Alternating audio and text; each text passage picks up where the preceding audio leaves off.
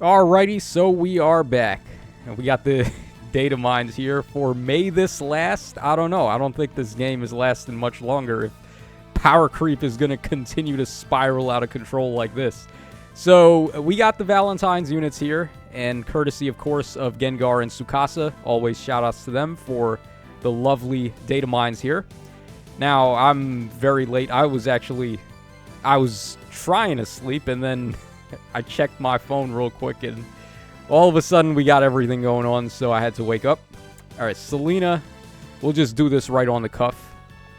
All right, BST, boons, anything else we need to know, I guess that's basically it. So, yeah, we'll just do that for all of the units. So, Myrrh, right, Ephraim. We have Vigard as well. And then we have Leon, the unit to end all units, literally. All right, so there we go there. Let's make this a bit bigger. Okay, so we're going to start things off with stats. I should also make this bigger as well while we're at it. All right, yeah, so we can get a better look. And Selena's up first, so let's go ahead and take a look at Selena's artwork. Now, I don't know what the deal is with Selena, why she has so many alts in Fire Emblem Heroes. Like, what exactly was so special about her in Fire Emblem 8? I don't really recall. I guess she's the most sympathetic of the villains. Like, you feel bad for her the most, but, like, what about Glenn? Like, people have wanted him for a long... What about Ismare, actually? Ismare for Valentine's would have been so flames to get. Give her Wind Sword. I would have actually been very happy about that. And then there's also main roster characters like Garcia, who we still don't have. So, why is it always Selena? What's the deal? But there's her artwork. It's okay. I actually prefer the Summer Selena for obvious reasons, but this is okay. So there we go with her artwork, and for stats, we've got 40 HP. Let's get the calculator here so we can get the BST. We've got 45 attack, we have 46 speed, then we have 20 defense, and then 22 res. That's already a really good stat line, so 173 BST overall. She is going to be the 4-star Demote on the banner, and this unit's weapon is just, like, ludicrous. Her weapon is actually better than a majority of the arcane weapons, I gotta be honest. This is insane for an inheritable tome. Actually, her inheritable tome is stronger than most PRF tomes. Like, think about that for a second. Because it's got the Camilla effect where she just melts the enemy prior to combat. 30% of their attack is going to be dealt to them as instant damage that they have no way to deny. And then it's also giving 15% of speed as an attack and speed bonus on top of that. Like, come on, man. These weapons are just getting out of hand. I feel like those dudes in... what was it? Phantom Menace, where they call this dude... They call Sidious on the phone, I think. And then his apprentice shows up, and he's like, this is getting out of hand. Now there are 2 of them. That's how I feel about this. Like, this shit is getting way out of hand. So, there we go for Selena's stats. Her weapon is crazy. Let's check for boons and banes now. Bane on HP, why am I not surprised? Boon on attack, yes. That's very good. She's going to be a really good merge project, actually.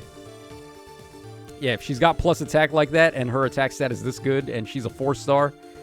If you were going for the plus speed also, well, that's exactly what we want to see. Alright, nothing on defense, and then nothing on res. Okay, so yeah, if you want to go for the merges on her, if you like her a lot, if Selena's one of your faves, then be my guest. I don't think we have a Red Tome Cav free-to-play that has a stat line comparable to this. But keep in mind, every merge you go for her is another unit you could have possibly gave that weapon to. So maybe proceed with caution there. Okay, we have Myrrh up next. Let's take a look at Myrrh. So Cutie Pie Myrrh, who is like the most obvious silhouette because only she has this hairstyle. So here she is for Valentine's Day. She kind of reminds me of the lady on the raisin box. You guys know the sun-made raisins? That's who she looks like here with that dress. Like she's the raisin lady. Yes, sun-made raisins. Shout out to that. I am not endorsed by them, by the way. Okay, so there is Myrrh's artwork. We've got 50 HP. Wow, that's a lot. That's crazy to see. 50 HP on, like, units nowadays where we're seeing units with HP being their dump stat. All right, 47 attack, 16 speed. Then we got 48 defense and then 45 res. That's a huge BST. She's got, 206. Holy shit. Jumps her into the 210 min if she's got a boon, which I'm sure she does. There's no way they didn't give her a super boon, right? Let's check that right now. She's got one on HP. Okay. Yeah, plus HP. You rarely see plus HP, but on her it could be good because she's actually like super tanky. Plus attack also. Okay, anything else? Let's see here. Plus defense. Okay, Mur dev is out of control. And then nothing on res. So plus attack, plus defense, plus HP for Mur. Yeah, so Mur is able to grant Warp Bubble to herself and also a support partner in 2 spaces, or just the ally with the highest defense within 2 spaces. Having double Warp Bubble like that is really good. Now, Gatekeeper has it too, but he is only one guy. He can only be in one spot on the map at a time. Having double Warp Bubble is, like, super efficient, man. It might not seem like that big of a deal, but just denying enemies spaces where they can warp to is very strong, and having 2 units that can do that in possibly 2 different directions is actually really good. Then on top of that, she doubles as a save unit. She may not be one of the better save units. Like, I feel like Duo Byleth, maybe even the Brave Corrin can outdo her as strictly a save option. However, the combo of being a save unit and having Warp Bubble is something we've never seen before, and it does give her actually a ton of value. So I don't think Mur is a nobody. I think she's actually worth looking into, but don't expect her to be able to be the end-all, be-all tank to save the day. All right, let's go ahead and move on to Ephraim up next with that different kind of drip there. That's some very crazy threads guys got going on there. All right, so Homeboy has got 47 HP. Okay. Then we've got 48 attack. We got 17 defense, or 17 speed rather, 48 defense, and then 41 res. So he was one of the stats we did see on the banner. 201 BST, so Mur actually has him beat. Yeah, does Mur have the highest BST in the game right now? She might. I can't think of anyone else that gets to 210. I think Brave Corrin was 205, right? So, like, damn. Okay. There probably is one more, though, that I'm not thinking of right now. Okay, so 201 for the BST. He's most definitely going to have a super boon somewhere. Let's just see where it is. All right, it's not on HP. It's in attack. Okay. Of course, Ephraim's got to have plus attack. He is the strongest man alive. And then plus res is interesting. Yeah, that's not too shabby because it does round him out decently. Although this guy being a near save, he's probably just going to stick to fighting against defensive-based threats. So, like, your T-Time Iras and your...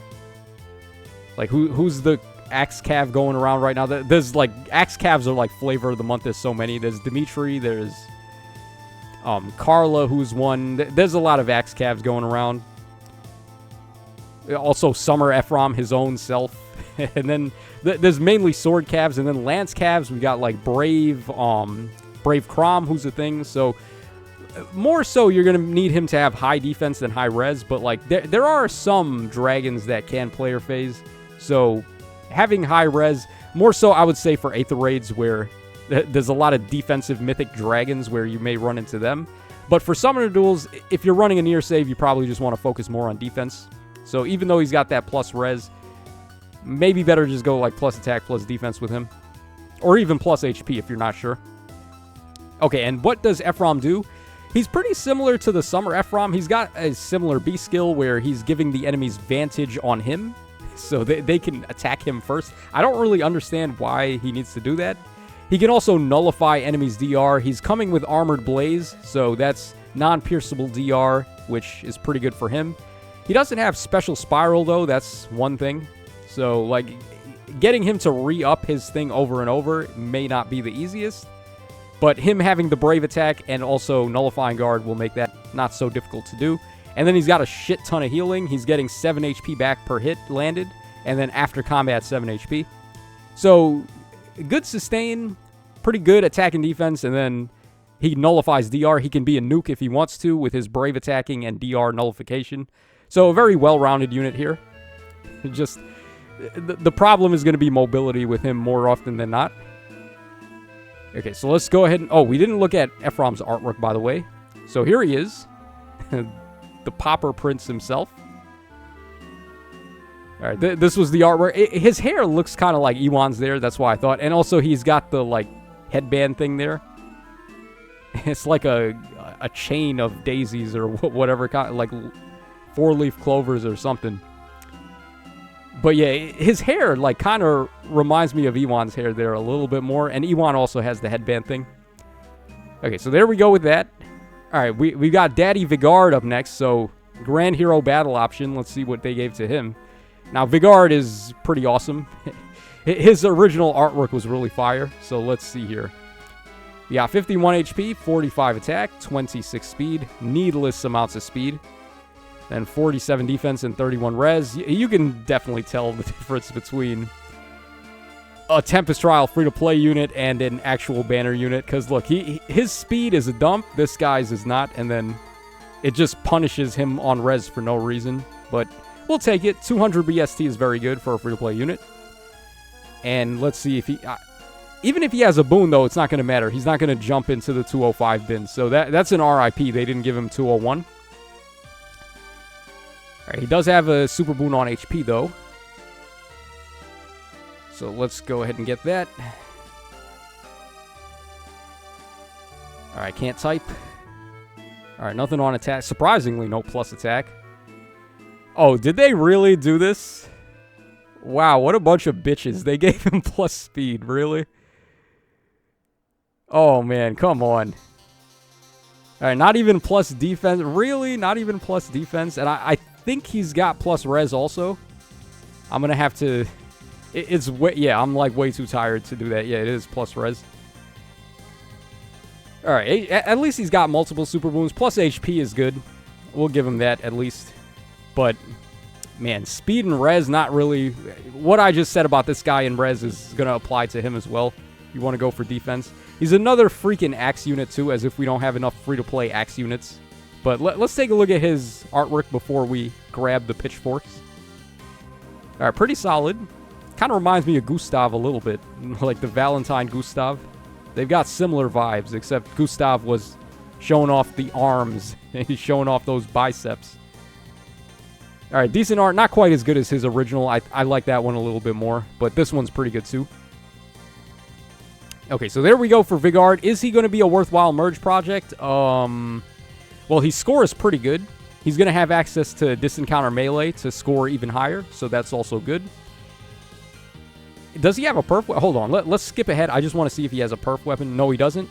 Okay, so that's also going to hurt his score a little. I can't really recommend it, but he's not going to be a bad option. It's just that, like, he's too similar to a lot of other options that I don't really see much need to build him. You'd probably be better off building Fargus, actually, who's got uniqueness on his weapon, where he's got a PRF, and then he's also giving a support effect. Things like that, like unique Grand Hero battles. Also, Pern was really nice, because he's got the perf dagger with the brave attack. So, non-perf, free-to-play units right now are kind of eh. All right, and then finally, last but not least, certainly not least, oh god. What is there to say about this unit? Oh, geez. I don't even want to talk about them, honestly. Like, the same thing with Edelgard. So, they've got 39 HP. We've got 47 attack, 16 speed, 26 defense, and then 46 res. Gives them a 174 BST, although irrelevant because Duo Hero boosted BST is going to be coming their way. Now, Boons and Banes. Let's take a look here. All right, Bane on HP. Of course, plus attack. Wouldn't have expected any different. I keep on hitting period instead of backslash. Alright, nothing on speed. Wouldn't have mattered anyway. Is that a Bane on defense? Yeah, actually a Bane on defense would suck for them if you pull them like minus defense, because their defense could be very surprising, because they get like 9 on their ace skill, and then they're getting a percentage boost based on res into defense from their weapon, along with defense up 5 on the weapon as well. This unit's going to be pushing like 40, 50 points of defense. And you're not even going to expect it. So, yeah, like, Bane on defense actually sucks for them. And then they do have plus res. So plus attack, plus res goes without saying. That's definitely what you want to go for. This unit is cracked.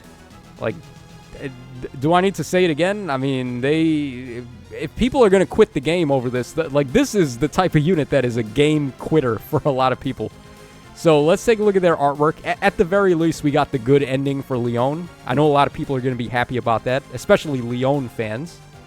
So homie's got his bottle of champagne. He's about to celebrate. He's got his woman besides him. He just finished picking flowers. That's what he was doing. I think he was like picking flowers, and then all of a sudden Demon King came and took over his body. So poor Leon, right? It's nice that he finally gets to have his desired ending. But in that same regard, for him to win, everybody else has to lose. Because look at what he's doing to the meta. So yeah, there we go with his artwork. It's pretty good. I can't complain. Leon fans are going to be very happy about that. And he is busted beyond belief. If I didn't iterate that enough, there you guys go. Let's go ahead and make this bigger, and let's why are there so many, like, ads? Holy crap, dude. Imgur needs to get rid of all these ads. All right, attacking speed catch 3 at 4-star for Selena. Far Trace at 5-star for her. I would have liked that the other way around, because Trace is a little bit rarer, and we started getting level 4 Traces now, like in the Rearmed Reinhardt. So that would have been better. Acts of Devotion plus 14 Might 1 range. So what does this do? At the start of combat, if unit's HP is over 25%, deals damage to foe equals to X% of foe's attack as combat begins. If you have weapon triangle advantage or better defense than the foe, X is 30, otherwise it's 15. So it's the same as the Tome, which is obviously cracked. Like, just getting melt damage at the start of combat like this is insane.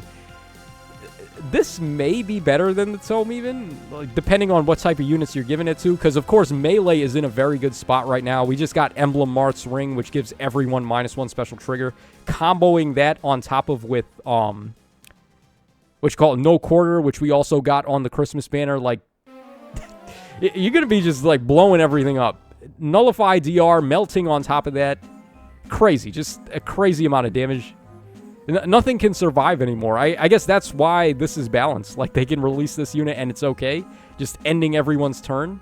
The best way to tank is to not have to tank anymore. That's the reasoning behind it. So yeah, also grants attacking defense of 5, and then grants a bonus to attacking defense equal to 15% of defense. This is a really good axe. This is like, this may actually be better than some of the arcade axes. It's definitely better than Arcane Downfall. Is it better than Arcane Threma? That one may be up for debate. That's also a really good weapon, but it's not. That weapon does not have damage potential like this. I'll tell you that for free. So like, this is a good weapon to just give to your axe units. All right, then we have Ignis. Got attacking defense form 3.